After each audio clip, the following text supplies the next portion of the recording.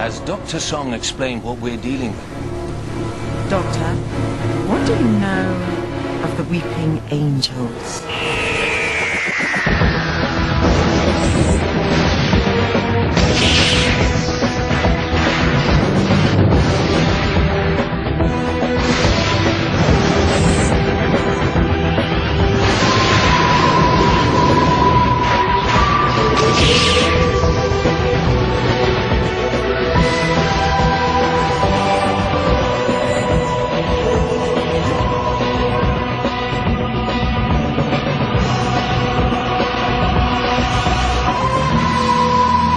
Hello everybody! Before I start the video, I'd like to give a shout out because I have broken 2,000 followers on Twitter. So I just want to say thank you to all my followers, but especially my 2,000th follower.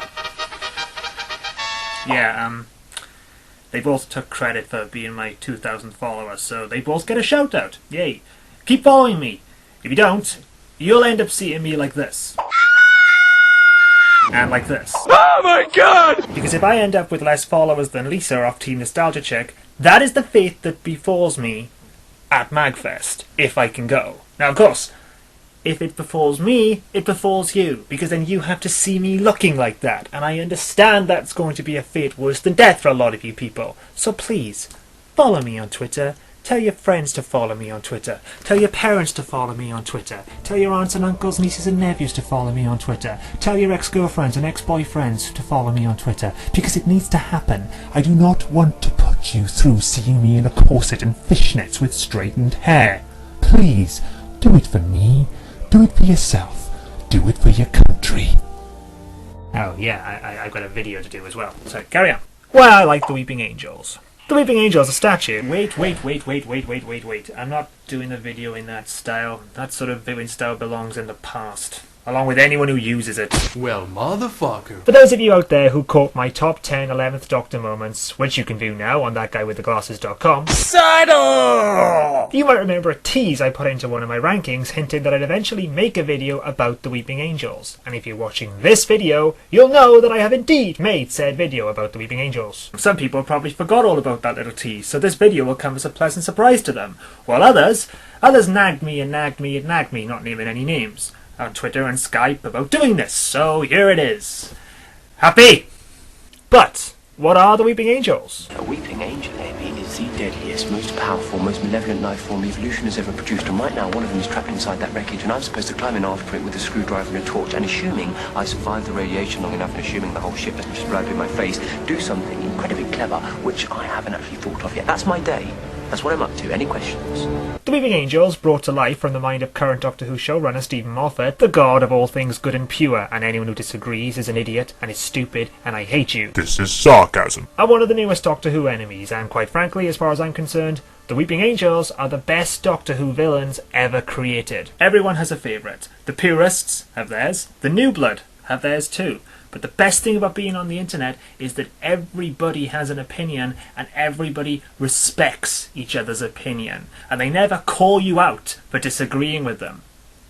Except these people. Never ever trust their opinion. Ever. What I love about the Angels is their initial simplicity. They're statues when you look at them, but turn away or blink and they move fast.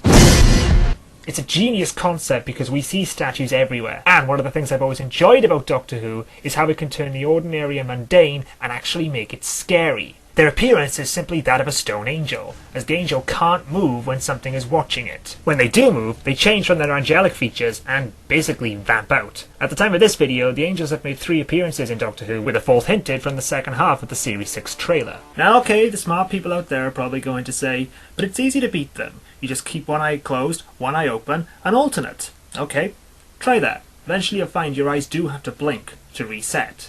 And, correct me if I'm wrong, but we all have to sleep sometime, and I've only ever seen Gandalf the White sleep with his eyes open. When they were first introduced, they would zap a victim back in time and then feed off their time energy in the present day while the victim lives out their lives in the past. The only psychopaths in the universe to kill you nicely.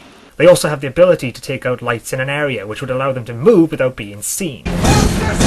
However, when they returned in Series 5, they were given some new tricks and a much darker streak. Now, instead of zapping people back in time, they would just snap their victims' necks. They were also able to project themselves into an image of an angel. So see that still picture of an angel? That's still an angel, and it can still get you. Think you can beat them by staring them out? Now they have the ability to project themselves into people's minds through the visionary center of the brain. This would then lead whoever looked into the eyes of an angel to become an angel. In effect, the only defense you have against them, which is to stare them out, suddenly becomes a deadly weapon in itself. Saying that, it's not to say Stephen Moffat was going to ignore the Zapback power, and in fact, he had an idea to include it in the Flesh and Stone episode, in which one of the clerics who was with the Doctor would get zapped back in time, and he would be the person to write the book on the angels that the Doctor is reading at the beginning of the episode. Some people didn't like these changes, others said it made the angels too powerful, but I liked it. It gave them an extra dimension and made them even deadlier. Others were against the angels actually killing, but Stephen Moffat addressed this particular issue himself. Let's be clear, I'm running the show, and those were my monsters. Exactly. They're his babies. So if he wants to dress them up in French maid outfits and have them spooning with Spoonie, he could do it. Also, changing an enemy's MO is nothing new to Doctor Who. When first unveiled, the Doctor didn't know who or what the Daleks were, and they couldn't operate unless they were on a metal track. They proved so popular and so scary that they were not only brought back many times, but they were then written as being his most deadliest enemies. So I don't know why people get up in arms just because the angel suddenly gained some new abilities. Now I could, insert a comment here about how everyone matters and everyone's opinion carries equal weight, but let's not kid ourselves. We all know that's not true. The only opinion that matters in the world today is that of Stephen Moffat, for he is Jesus. It is through my enjoyment of the Angels that I've noticed a pretty fun parallel between the new run of Doctor Who and that of Star Trek The Next Generation. And with the introduction of the Angels, this became even more noticeable when you compare the Angels to the Borg. We are the Borg. Before you get into the comments and call me an idiot for saying this, let me explain my reasoning. First, like the Angels of Who, I adore the Borg of Star Trek The Next Generation. They were the series-defining villains, the Klingons of that era, the race you associate The Next Generation with, and they were the perfect enemy for Captain Picard. I have nothing to say to you, and I will resist you with my last ounce of strength. Strength is irrelevant. Resistance is futile. Kirk had the Klingons, Picard had the Borg. They were used sparingly and took the show's main character to a personal hell which affected him and gave his character added depth. Sadly, this was before Brannon Braga, one of the geniuses in charge of Voyager, decided, hey, we can't think of anything new for Voyager. Our ideas suck, all our characters are boring, and our enemies pathetic. Let's make the Borg Voyager's defining villain and totally rape them while we're at it. Okay, I may have embellished that quote a little bit, and I know ragging on Braga is nothing new and probably a bit tired to people out there right now, but I did read an interview where he said he wanted to make the Borg Voyager's defining villain, and that pissed me off because Voyager destroyed the Borg and any and all menace they might have had. But that's another story for another time. Back to the comparison. When Doctor Who was brought back in 2005, old school fans were excited about seeing the show back on the screen. There were the usual questions and worries about whether or not the show would be able to catch the attention of a modern day audience, but a bigger question was, would the villains be as effective now as they were then? I, like many people my age, were raised on tales from my parents about how they used to hide behind the furniture when the Daleks came on screen. People wanted to see their old favourites, the Daleks, the Cybermen, but then the bigger question became, what new enemies would we see? The first real new enemy we saw were the Slovene, who... Yeah, I wasn't that impressed with him. And any and all menace they might have projected was lost as soon as they started farting. It would take the show getting to its third series before a new enemy was introduced that would not only capture the imagination of the public, but provide those genuine jump hide behind the sofa moments. The Weeping Angels, introduced in Series 3 episode Blink, won rave reviews, awards, which is even more impressive given that the Doctor is hardly in it. The reason for this being is that Blink was a Dr. Light episode. Nash has already covered the meaning of this, but in short it means while David Tennant and Freem Rajaman were off filming one episode, this episode was being filmed too. As a result, this is a great episode for first-time viewers of Who to watch, and it's one I always recommend. After this one-off episode, the Angels didn't appear in Series 4 or the Tennant specials, but returned in the Series 5 two-parter Time of Angels and Flesh and Stone. The episodes expanded on them, added more to their mystery, and in typical Moffat fashion, brought about even more questions. The Angels were a huge hit, becoming the most popular enemies of New Who, and even beat out the Daleks. Twice! Right, so why do I compare them with the creation of the Borg? Take everything I've said about Doctor Who and swap it with Star Trek The Next Generation. When Star Trek was brought back in 1987, old school fans were excited about seeing the show back on the screen. There were the usual questions about whether or not the show would be able to catch the attention of a modern day audience. But the bigger question became, what new enemies would we see? are we noticing a pattern here? The first series of The Next Generation introduced the Ferengi, and like the Slovene, they quickly developed into a comedy foil instead of being an out-and-out villain, and left the series struggling to find a new menace. They toyed with ideas, but it wasn't until the Season 2 standalone episode Q Who that the Borg are introduced. Very little is told about them, and after this standalone episode, like the Angels, the next time we see the Borg is a two-parter. In this two-parter, the threat is expanded, the villains seemingly even more powerful and unstoppable, and through both means, the show managed to create a new villain that many fans would come to define as that series' villain. Maybe just total coincidence, maybe you don't even see the similarities, but it is something that's always struck me as kinda cool. They are quantum locked. They don't exist when they're being observed. The moment they are seen by any other living creature, they freeze into rock.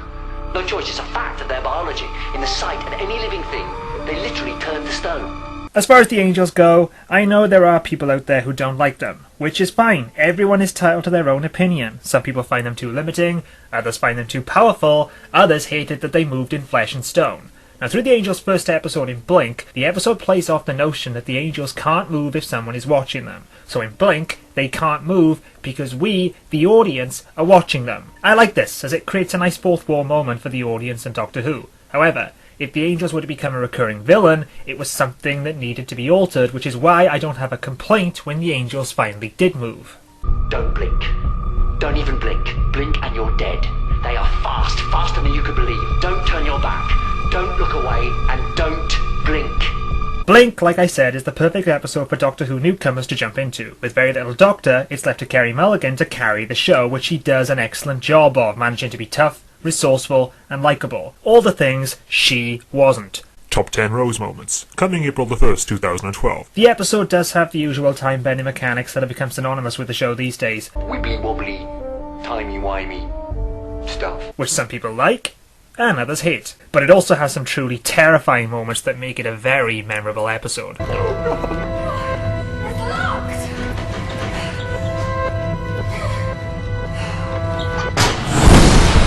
If Blink can be considered alien in terms of its pacing, Time of Angels would definitely be Aliens. This is something that was clear in Moffat's mind when he was writing it, and it's one of the most important episodes of Series 5. Not only bringing back the Angels, but also bringing back the insanely popular River Song. Oh, fuck you, River Song! A character last seen in the Series 4 two-parter, Silence in the Library. The Angels two-parter of Series 5 is another highlight for me, not only for the great direction and scary moments, but also because it's here, like I noted earlier, we see the Angels actually move. I would have had a complaint had the scene been handled badly, but thanks to some great direction, great sound effects, music, and performance, it leads to a totally chilling scene.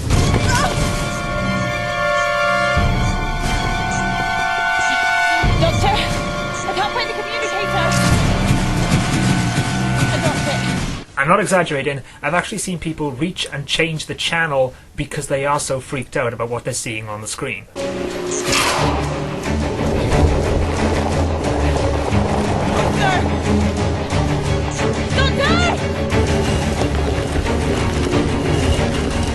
If you enjoyed Blink and are looking for a window into the new incarnation of the Doctor, start with the 11th Hour because it's a fantastic episode and a great introduction to new fans, and then move on to the Angel two-parter. They're a great showcase for the new Doctor and the new series, and add a lot of questions to the story arc of Series 5. And that, in a nutshell, is the Weeping Angels. Like all good Doctor Who villains, they need to be filmed right to be effective, and thankfully, both directors of the previous Angels episodes have handled them perfectly, treating them with complete respect and managing to make them genuinely terrifying. If you stop watching Doctor Who after David Tennant left, give Time of Angels and Flesh and Stone a try. It is, for me, two of the strongest episodes of Series 5. It has some great moments and some great scares. Next week I'm reviewing Granny. Yay.